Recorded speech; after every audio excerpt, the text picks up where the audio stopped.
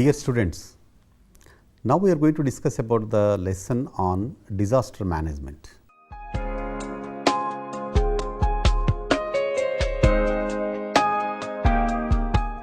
Disaster is a catastrophe caused due to internal and external factors which leads to large scale destruction to human built environment. Disasters are a result of misfortune but which goes unchecked over time, which outbreaks finally into massive loss known as disaster. Disaster can be controlled and reduced by taking conscious steps in that direction. Disaster management is an attempt to study the process of hazard turning to disaster and to identify the reasons to provide solutions through public policy decisions taken to permit habitation in disaster prone areas, permitting hazardous chemical factories to function in residential zones, land use policy of urban planners for permitting colonies to come up in the dried up waterbed, poor laws to cross check or mitigate the environmental damage, etc., which creates the conditions that leads to hazards turn into disaster. The disaster is simple related how much impact hazard has on environment and society. The scale of impact on which the disaster is related to the conditions of choices which they have adopted for their lives and for other environment. Whatever governments follow and formulate as a policy for food, water, finance, build and also teach in schools, then it is easy for us to mitigate or control the damage or loss by planning appropriately in making decisions on improving the socioeconomic conditions within the better controlled mechanisms. Each decision and action make us more vulnerable to disasters or more resilient to them. Henceforth, the answer is simple: more governments, agencies, organizations, business and civil society and public understand risk and vulnerability, the better choice they will take to mitigate disasters when they strike and save more lives.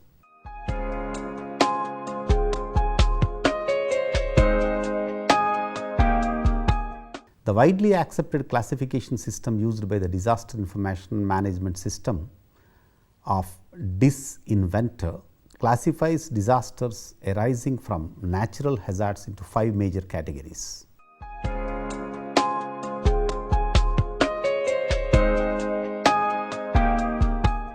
Geographical. Main event of geographical hazards are earthquakes, mass movement of earth materials, volcanoes, tsunamis. The actions caused by this event would lead to surface displacement of earthen materials, liquefaction, landslide, wildfires, ashfall, lahar, hot or cold mixture of earthen material flowing on the slope of volcano either during or between volcanic eruption, pyroclastic flow, extremely hot gases, ash and other materials of more than 1000 degrees Celsius that rapidly flow down the flank of a volcano, a series of waves with long wavelengths when traveling across the deep ocean, and tsunamis that are generated by displacement of a massive amounts of water through underwater earthquakes, volcanic eruptions or landslides.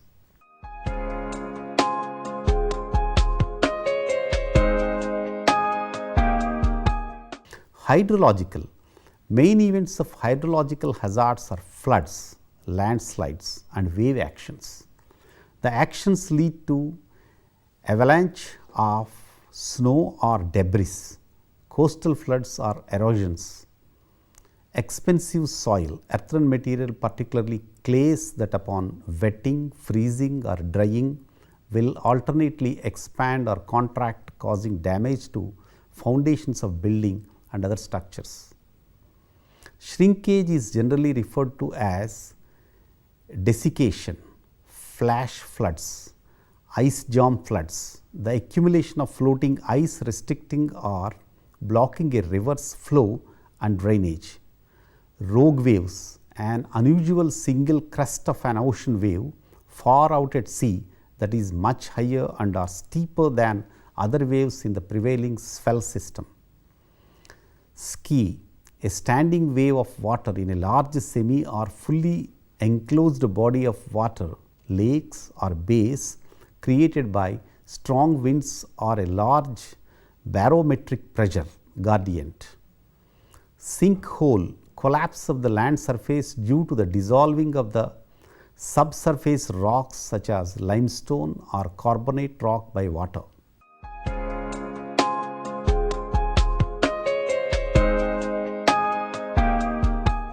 Meteorological. Main events of meteorological hazards include consecutive and extratropical storms, tropical cyclone, extreme temperatures and fog.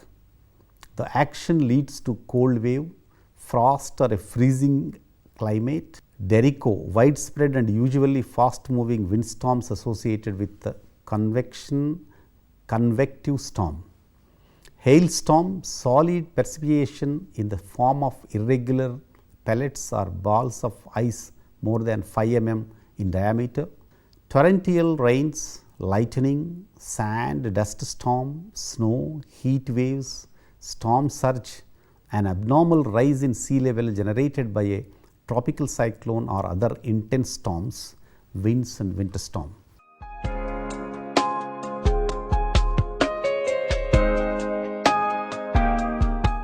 Main events of climatological hazards include drought, an extended period of unusually low precipitation that produce a shortage of water for people, animals and plants.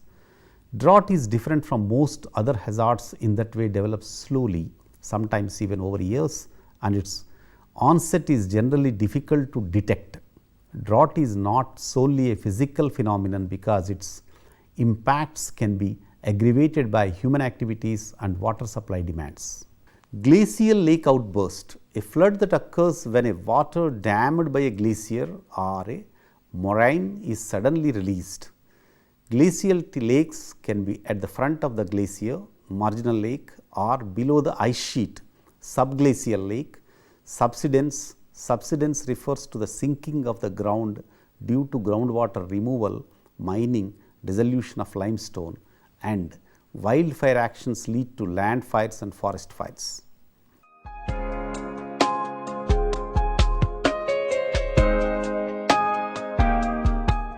Main events of biological hazards include the animal incident, human encounters with the dangers of exotic animals in both urban and rural environments, diseases and insect infection.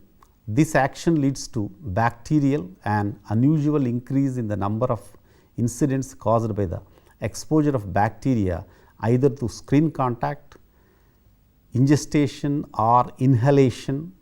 Fungal parasitic exposure to parasites occurs mostly through contaminated water, food or contact with insects. Viral and prion. Prion diseases are transmissible spongiform encephalitis are a family of rare progressive neurodegenerative disorders that affect both humans and animals diseases.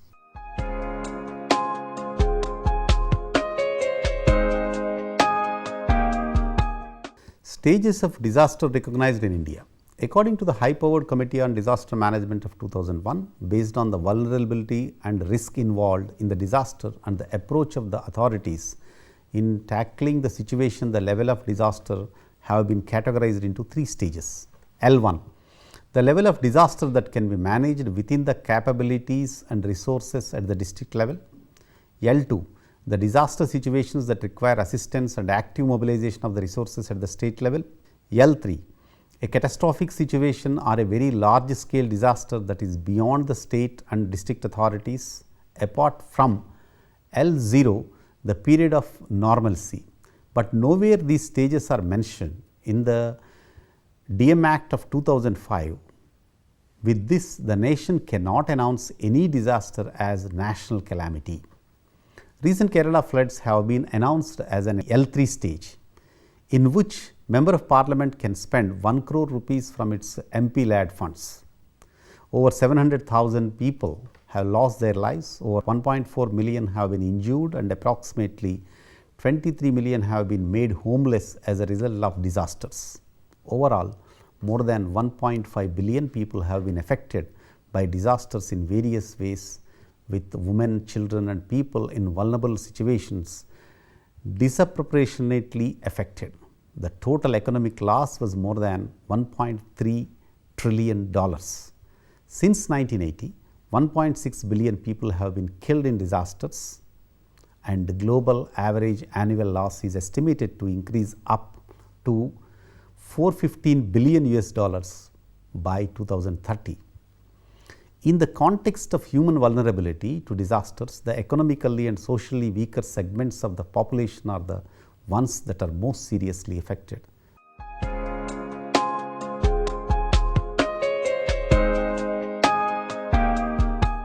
Earthquakes in India. India being a prime victim of earthquakes from so many decades. In 1993, Latur and some parts of Maharashtra earthquake was one of the major earthquake in India. It resulted into 7,000 people died and 30,000 injured. 2001 Gujarat earthquake was the biggest earthquake in Indian disasters. Most parts of the Gujarat, including the Rapar, Bhuj, Anjar, Ahmedabad, Surat and Bhavnagar, in which 13,000 people are died and 6 million people were severely affected. This particular dreadful disaster shook the whole Gujarat. Later in 2011 earthquake in Sikkim and most of the northeastern states result in mass casualties. 100 people died, plenty of people were severely injured.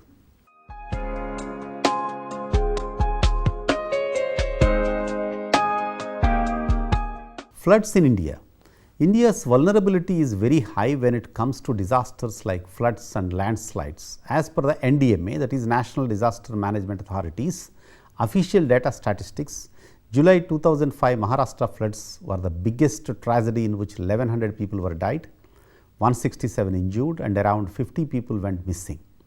These particular floods considered to be the deadliest natural disaster so far 2009.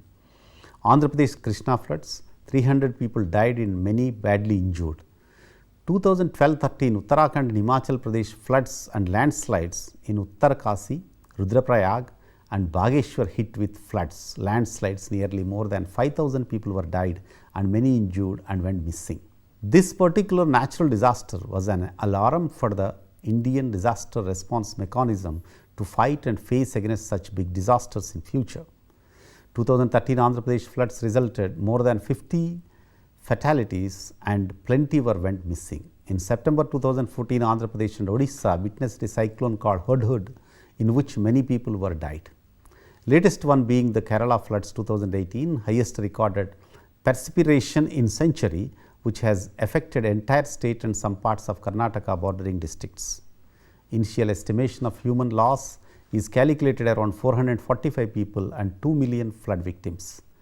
Kerala's transport system has been seriously impacted with about 11,000 kilometers of roads, 237 bridges are damaged, over 10,000 hectares are flood damaged at a cost of 5,720 billion rupees, that is $82 million in the hardest hit Idukki district itself. Initial estimates of the cost of the Kerala disaster currently stand at 200 billion rupees, that is $3 billion, but officials have warned that the final amount will be more than twice that figure. Out of 4 crore Kerala population, 53 lakh population is directly affected.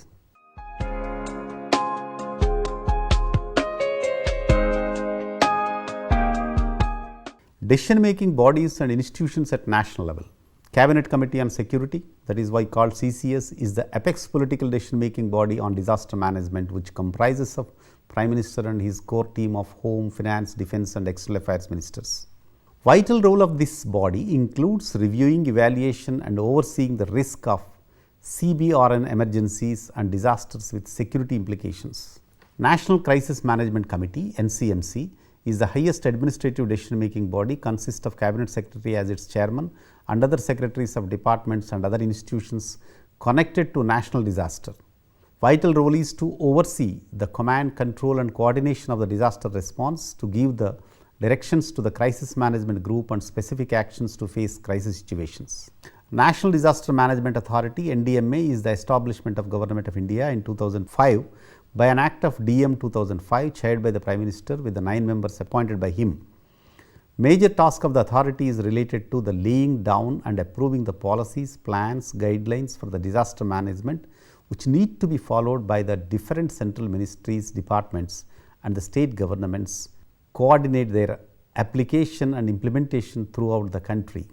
It also takes such other measures as it may consider necessary for the prevention of disasters or mitigation or preparedness and capacity building for dealing with the threatening disaster situation or disaster. It will oversee and authorize the authorities or department concerned to procure the material necessary for the relief. NDMA is authorized to handle all types of natural and man-made disasters.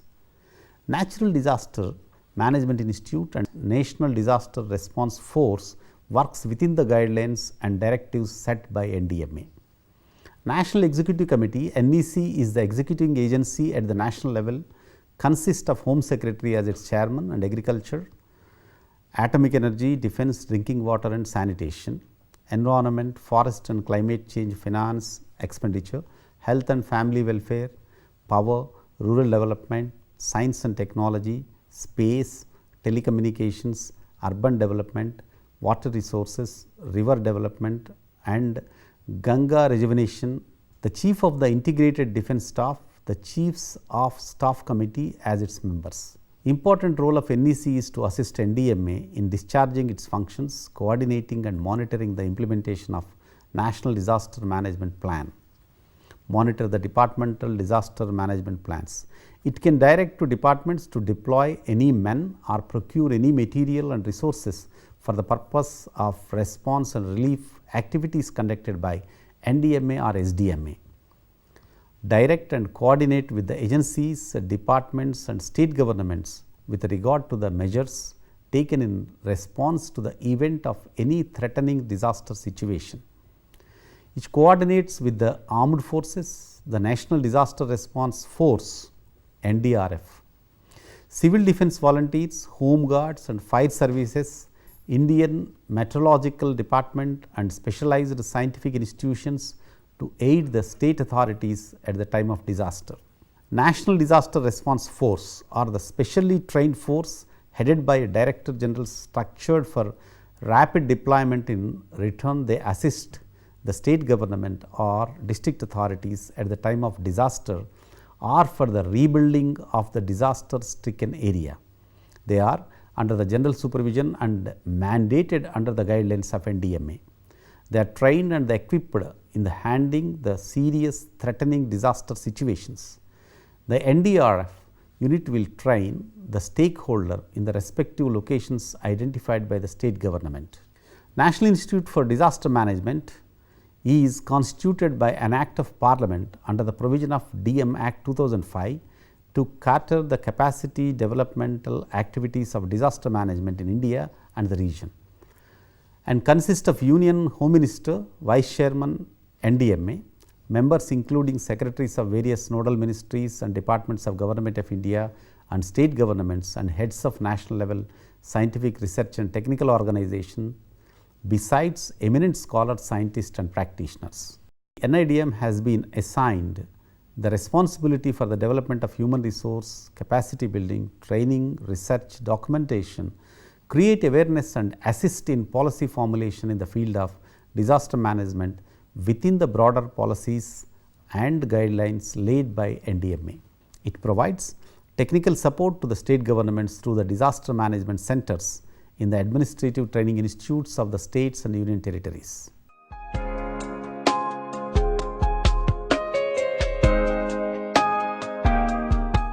Institutions at state level. As per the DM Act of 2005, mandates each state to set up its own institutional framework for disaster management, that is called State Disaster Management Authority (SDMA) under the chairmanship of the Chief Minister. The Act mandates that each state shall take necessary steps for integrating measures for prevention of disasters or mitigation as part of their state disaster management plans, allocation of funds for DM and establish early warning systems. Depending on specific situations, states should be competent enough to support and assist NDMA whenever called upon. Similar system is established at Union Territory with a Lieutenant Governor as the chairperson. At the district level, the district collector or district magistrate or the deputy commissioner heads the district disaster management authority DDMA with elected representatives as co-chairman. Those institutions will be responsible for overall coordination of the disaster management efforts and planning. Detailed disaster management plan will be developed subject to periodic review and revision at the levels of state, district, towns and blocks.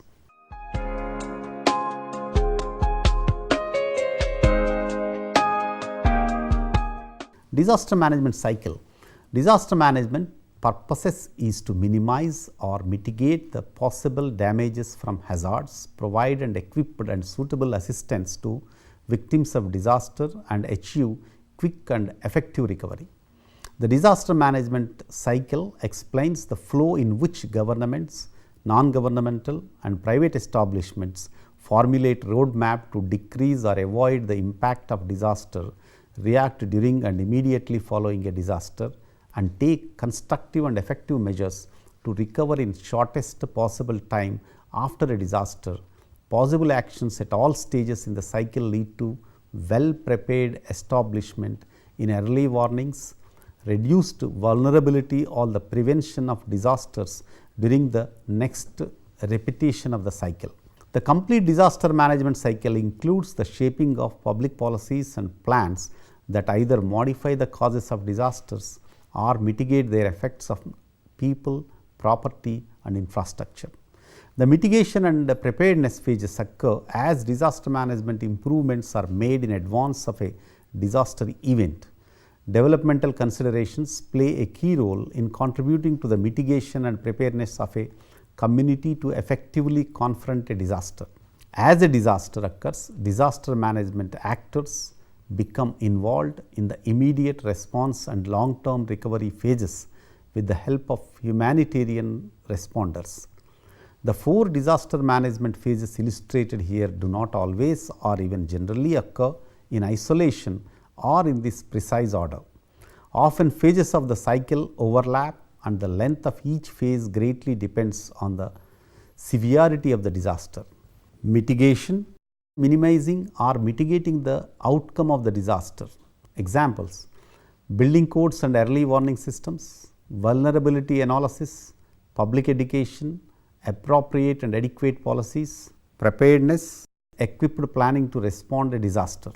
Examples: preparedness plans, emergency exercises, capacity building, warning systems. Response, effort to minimize the catastrophe created by disaster. Examples: search and rescue, emergency relief. Recovery, building the disaster stricken area to normalcy. Examples: temporary housing, grants, medical care.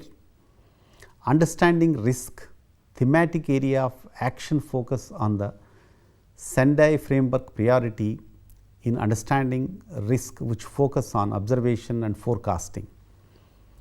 Mapping, zoning, monitoring and warning, assessing the vulnerability and disseminating the information, having adequate machinery for gathering information and disseminating the information, the major part in risk reduction and improving the resilience. Interagency coordination framework focuses on strengthening the disaster risk governance, overall disaster governance, response, providing warnings, information and data on non-structural measures. It is a top level overall intra-agency coordination who are assigned with the risk reduction governance. Basically, the activity of central government agencies holding the hazard specific responsibilities are expected to play a major role. Non-structural measure comprising of laws, norms, rules, guidelines and techno-legal regime, that is the building codes, National Disaster Management Plan, Government of India quotes all these. Investing in structural measures for disaster risk reduction. One of the major thematic or for risk reduction and enhance resilience is by improving physical infrastructure and the facilities required to the communities to cope from disaster. This improves disaster preparedness and investigating in disaster risk reduction for resilience. Invest in non-structural measures for disaster risk reduction, formation of technical and legal laws, mechanisms to fulfill the requirement for risk reduction and enhancing resilience. The component fall under the priority 2 of the Sendai framework in strengthening the disaster risk governance to manage disaster risk. The central and state governments will have to set up necessary institutional support for enforcement, monitoring and compliance, capacity building and development. The capacity development includes training programs, curriculum development, large scale awareness creation efforts and carrying out regular mock drills and disaster response exercises. The capability to implement, enforce and monitor various disaster mitigation measures has to be improved at all levels from the local to the higher levels of governance. It is also strengthening the disaster risk reduction governance at all levels to better manage risk and to make the governance systems more responsive. As per the NDMA, major tasks of response given in the responsibility matrix are early warning, maps, satellite inputs, information dissemination, evacuation of people and animals, search and rescue of people and animals, medical care, drinking water, dewatering pumps, sanitation facilities, public health, food and essential supplies, communication, housing and temporary shelters, power, fuel, transportation, relief logistics and supply chain management, disposal of animal carcasses, fodder for livestock in scarcity hit areas, rehabilitation and ensuring safety of livestock and other animals, veterinary care, data collection and management, relief employment, media relations.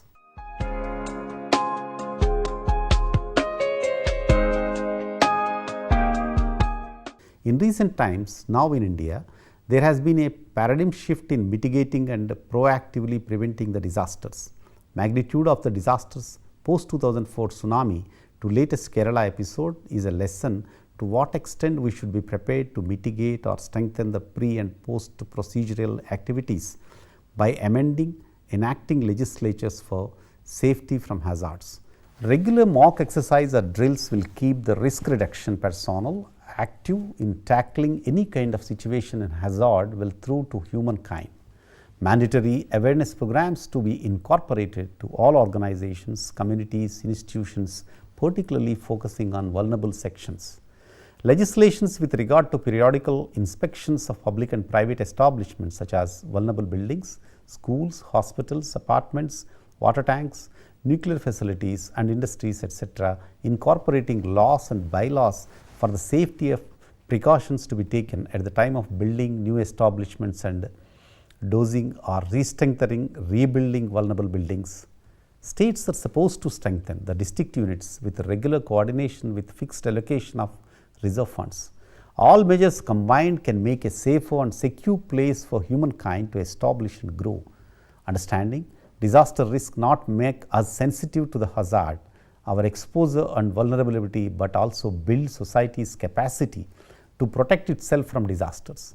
The ability of communities, societies and institutions to resist, absorb, accommodate, recover from disasters whilst at the same time improve well-being of humankind will be the eventual disaster management.